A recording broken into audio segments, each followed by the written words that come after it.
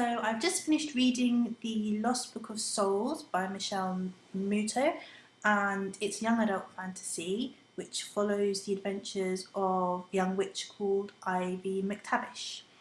And basically Ivy stumbles across a grimoire, a book of dark magic, and she kind of gets hooked onto it.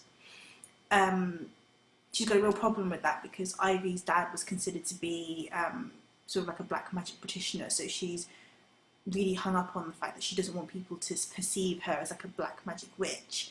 And because of this, she pushes away her main love interest, Nick, who is a demon, because she believes that obviously if she's attracted to him, it's kind of like she's attracted to the darkness that her father fell foul to. It's all a little bit complicated. And basically, Ivy goes on an adventure with her werewolf and vampire friends.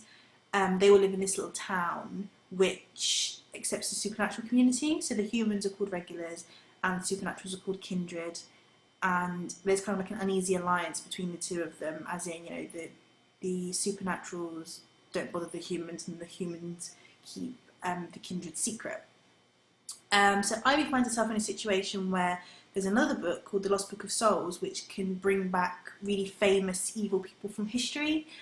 So, you know, we get to see two pretty famous killers brought back by this lost book, which Ivy and her friends have to basically track down and destroy before they cause any more havoc. It is a good book. It's extremely well written. It kind of draws you in. It was longer than I expected it to be because I expected to finish it yesterday, but it was surprisingly longer. Not necessarily a bad thing, it's actually quite good. There's a lot of description. There's this one scene where Ivy and Nick are in the forest together and she casts a spell to make the flowers, make a bridge for them. But it's very beautiful, it's described very beautifully. Michelle definitely has a talent for description. So I don't think this is going to be a series. It did seem a little bit open-ended at the end, but it could work as a standalone. I definitely do recommend this book.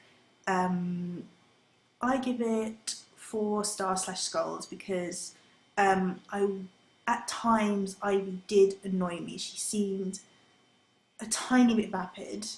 There is sort of like a cheerleader type character in there, but at times Ivy did get on my nerves. She was a bit flaky when it came to her guys. Otherwise, great book.